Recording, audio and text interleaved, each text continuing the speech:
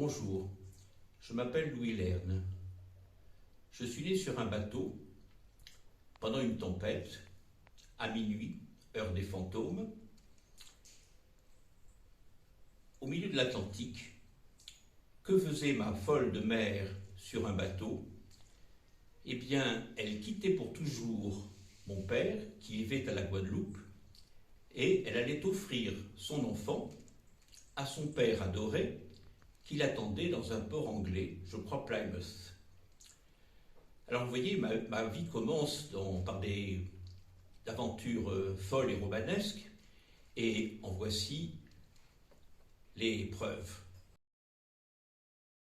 Mon dernier livre, La statue de sel, est un hommage à ma mère, un hommage et en même temps un règlement de compte, car c'était une femme fascinante, certes, mais aussi une mère possessive et cruelle. Je vous en raconterai deux histoires tout à l'heure. D'où vient ce terme, la statue de sel? Il vient de la Bible, où la femme de Lot est obligée de quitter sa ville bien-aimée, Sodome, mais elle se tourne, elle se retourne 50 fois, elle finit par rester figée et Dieu la change en statue de sel. Je me suis moi aussi, avec une amie adorable, Françoise, changé en statue de sel quand nous avions 18 ou 19 ans, lors d'un bal masqué à Dakar. Et je vous disais donc que ma mère était possessive et cruelle. En voici deux histoires.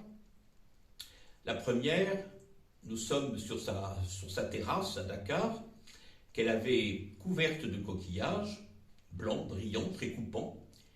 Et tout d'un coup, elle me dit « Va te changer, nous avons du monde ce soir ». Alors je lui réponds « C'est pas la peine, parce que je vais passer la nuit à Yoff ». C'était une plage déserte à l'époque, elle deviendra Hang dans mon premier livre. Je vais passer la nuit avec Françoise. Alors ma mère devient folle, elle se lève, elle prend ses ciseaux et elle tente de me crever les yeux. Le boy qui arrosait derrière l'attrape par les épaules, la jette par terre, elle se casse la tête contre les coquillages, elle saigne et elle s'évanouit. La deuxième histoire, j'ai eu la chance de rencontrer Jean Cocteau peu de temps avant sa mort. Il fit mon portrait d'un seul trait et me dit « Je vous enverrai des ondes ».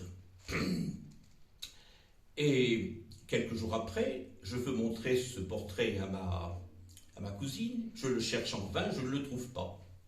Ma grand-mère surgit alors et me dit en riant « Mais mon chéri, ton portrait, ta mère l'a brûlé ». Pour elle, Cocteau est un monstre. Alors, vous me demandez si j'ai des projets? Eh bien, publier le récit de mes aventures baroques et surréalistes parfois, dans cette ville merveilleuse où je me suis retiré, Marrakech. J'espère que Jean Cocteau m'enverra des ondes.